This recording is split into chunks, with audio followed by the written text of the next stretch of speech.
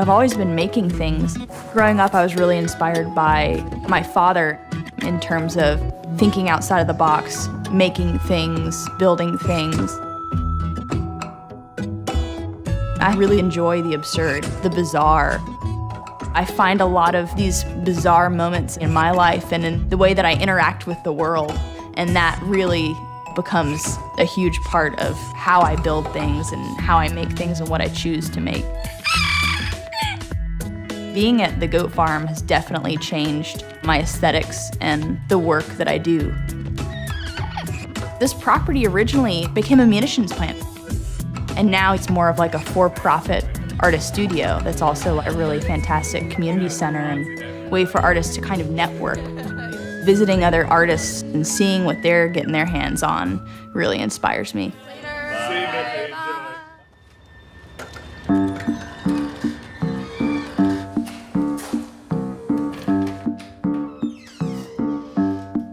When this ear project for Dolby came about, we kind of discussed what would be best for this installation. From what I understand, there are people at Dolby that have superior hearing. It's part of their job description.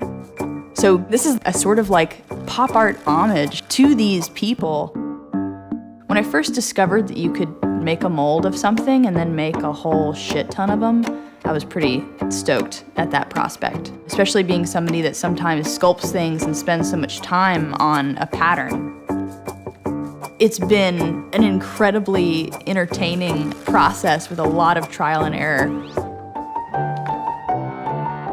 I've never done this many castings that need to be so perfect at once.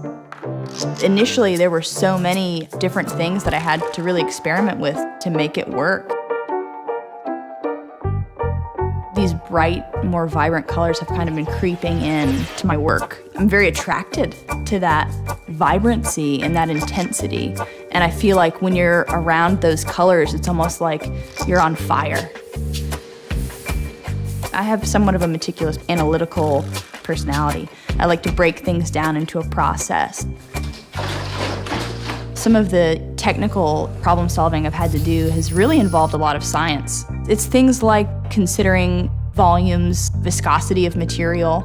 These ears are so seemingly simple, but the forms themselves are terribly complex.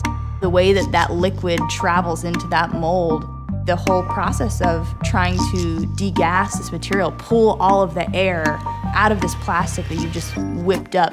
So it's been a lot of fun problem solving and troubleshooting. When you come out of it and you're successful, it's like the best feeling in the world. I feel like I am really a process artist in some respects. I think it's that physicality, moving around that object and being able to shape that object into something new. Variety inspires me, new materials inspire me. With each project, it's been a completely different set of problems. I'm never bored. When everybody comes into the new building when it's open and they walk by that crazy huge ear wall, I want them to kind of get like a little, hopefully a burst of energy or excitement. And I feel like transitioning, going from this vibrant pink down to this cyan blue, it's kind of like this weird calming effect. It's energetic, but it's also something that's kind of bringing you to a happy place. After making over 600 ears, I find myself wanting to touch other people's ears.